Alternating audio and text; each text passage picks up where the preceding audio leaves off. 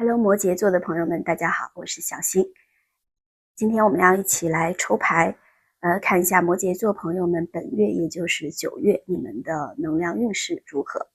那大家在选择影片的时候呢，可以去参考自己的太阳上升跟月亮星座。如果你对自己的星盘比较熟悉的话呢，也可以去参考你的星盘中能量比较集中的星座。比如说，如果你有群星落在某个星座，也可以去参考你的这个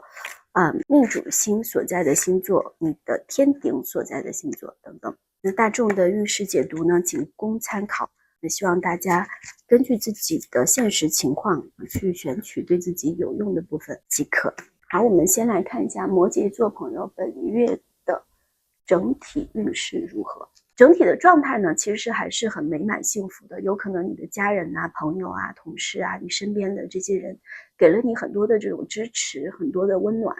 整体的人际关系是在一个比较美满幸福和支持性很强的这么一个状态。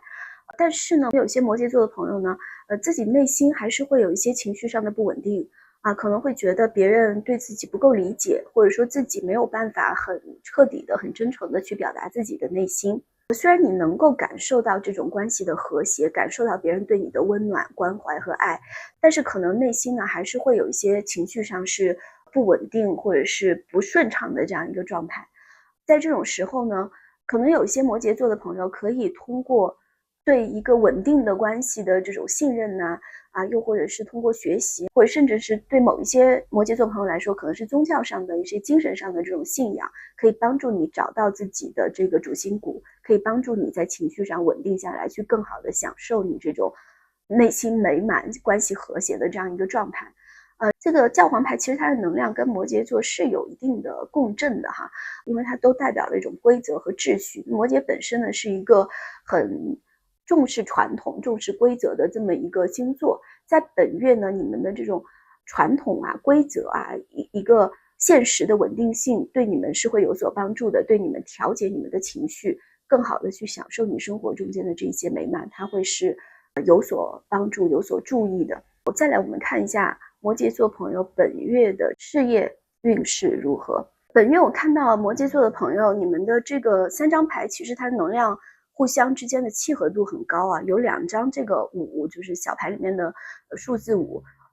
权杖5和这个宝剑5的逆位。那如果是有一些摩羯座朋友在你们的事业上，如果有一些冲突啊，不管是外在的人际上的冲突，还是你内在的一些冲突的话呢，本月都有一个化解的倾向啊。你可能就是工作中间的一些人际关系上的竞争啊，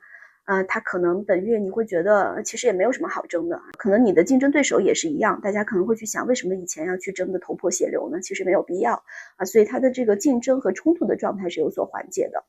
但是呢，它还是没有到一个可以去往前推进你的项目的阶段，可能你在项目的推进上，对于自己的未来的方向呢，还是会有一些不确定感啊，还是没有找到一个非常明晰的方向去推进自己的事业。也有可能呢，是你看到了一个方向，但是你还不确定是不是要走出自己的这个舒适圈啊。那同样，这个冲突缓解这个部分呢，虽然是它对很多摩羯座朋友来说应该是一个正面的契机，就是你之前的一些冲突在化解，但也可能有一些摩羯座朋友要去问一下自己是不是为了某一些关系的和谐在压抑自己的内心的这种冲突，是不是为了避免冲突而在压抑自己。所以它其实是2个方向啊，一个是有你可能会去追问，其实没什么好争的，我们为什么要去竞争，可能要去反思一下以前的这种竞争和冲突是否值得。但另外一方面，如果是值得的冲突，如果是真正重要的事情，那也要注意不要为了避免冲突而去压抑掉这种真正对自己重要的这些事情。总体来讲呢，本月就是摩羯座在事业上可能还是处在一个冲突和竞争缓和，那自己也处在一个调整的一个阶段，还没有到往前去推进的这样一个时候。那我们再来看一下本月摩羯座朋友在情感上的运势。那么在情感上呢，本月可能有一些摩羯座朋友，你们可能会对关系有一种很强的掌控欲，或者你对这个关系的稳定性有一定的执念，就希望所有的一切都是可预见的，所有一切都是在自己的掌控之下。这个其实让你自己内心的压力很大，让你搞得你自己内心其实是很焦虑的一个状态。又或者如果是单身的这个摩羯座的朋友，如果你是在寻找伴侣的话呢，它也有可能反映的是一个过于看重这种稳定性，而没有办法好好的去享受一个新关系的开始，又或者是过于去考虑一些物质层面的东西，比如说这个还在相亲，或者说还没有开始接触，就已经在考虑对方是否是一个很好的结婚对象啊，等等这一些特别强调稳定性、物质性这方面的一些考虑和顾虑会比较多。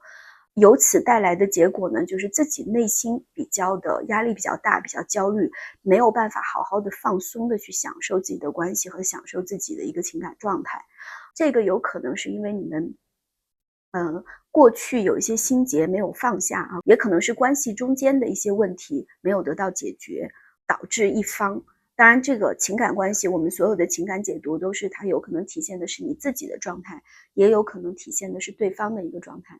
可能就是特别想要掌控，特别需要稳定性的这一方，他可能是因为关系中间过去的一个什么东西，一个点啊，他仍然在纠结一个过去的让他不舒服的，让他感觉到不稳定，让他没有安全感的这么一个点还没有得到解决和释放，由此而导致的当下的这样一种对稳定的一个执念，一个不放手啊，导致自己很焦虑的这样一个状态。所以如果是单身的或者是在寻找感情的这样一个摩羯座朋友呢，也有可能就是因为这样一个未完成的状态，自己内心的一个情感的功课还没有好好的处理好，所以迟迟无法进入一个新的阶段。所以本月在这个方面可能是由于自己的这种对稳定、对物质的这种需求，导致了自己情感上的一种不顺畅，自己内心的一些无法放松的一些状态啊。那我们再来看一下本月塔罗给到摩羯座朋友的建议，都有一些什么样的建议？哇，这个就是完全的回应了刚才说的这个情感牌。我们刚才说到，在情感上没有办法完全的放松自己，过去的某一些心结未解开。那我们现在马上就抽到了一张圣杯一，那它恰好说的就是情感一个自由流动的一个状态，从内心喷涌而出的这么一个情感。当然圣杯一它是一个初始牌，那这两张建议牌都是抽到的一张一，这个是宝剑一，宝剑一和圣杯一都是一个事情可以开始的一个状态。所以本月塔罗给到摩羯座朋友的建议呢，其实就是给自己去松绑啊，无论是在情感上还是在理智上，在自己的这种思维上，有一些过去的这种模式，旧有的模式其实是可以放下的啊，可以去试着去让自己的情感得到更流畅的表达，让自己的这个思维呢也更加的开放，去迎接这种新的可能性。只有当我们自己把自己内在的这种束缚解开了之后，我们才有可能去迎接生命给到我们的这种新的馈赠。所以本月的这两张牌给到这个摩羯座朋友的建议呢，在我看来是非常清晰而一致的啊，就是自己无论是在情感状态上，还是在自己的思维方式上，都更加的放松一些。这就是跟这一张这个宝剑四和这个世界牌的逆位是形成一个鲜明的对比的，给自己松绑，给自己更多的这个喘息的空间，让自己去拥抱未来的这种新的可能性。我们再来抽一张神谕卡，看一下本月神谕卡有没有给到这个摩羯座朋友一些更具体的自我关怀的小 tips， 同时也再一次的确认了刚才这两张圣杯一和宝剑一的能量。那这张神谕卡的字面意思是我敢于更换我的位置啊，就是当你处在一个位置是让你不舒服的、不开心的，那么我敢于去选择一个新的地方啊，我敢于去尝试。我们很多时候都会陷在旧有的模式里面。那本月给到摩羯座朋友的这三张的这个建议卡呢，其实它的信息是非常一致的啊，就都是我们可以给自己松绑，放下过去的一些旧有的模式，走出自己的舒适圈，这样才会接受到一些新的生命的馈赠。实际上摩羯座这个星座本身它可能会有一些这种，因为它代表的是传统啊、秩序啊，是土星的这种能量啊，它本身是有一些恪守成规的这样一个可能性存在的啊，所以本月呢，摩羯座朋友可能可以多做一些新的尝试。像这张卡，就这一套神谕卡，它给到的这些建议都是非常小的，日常生活中我们可以去实施的一些小的 tips。比如说这张卡，它上面写到的就是，当我们在某一个空间，物理空间处在一个地方，我们感觉不舒服的时候，我就可以去换一下。比如说有一个声音让我不舒服，还有某种光线或者某一种气味让我不舒服，那这个时候我停下来，在我的身体里面去感觉一下，我在这个世界上处在一个什么样的位置。实际上就是用我们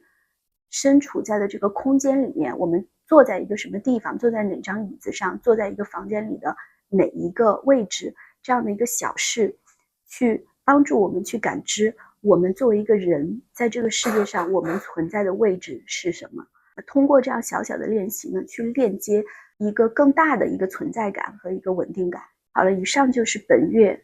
摩羯座朋友运势的一个解读，希望其中有些讯息对你是有所帮助的。感谢大家的观看，下次再见。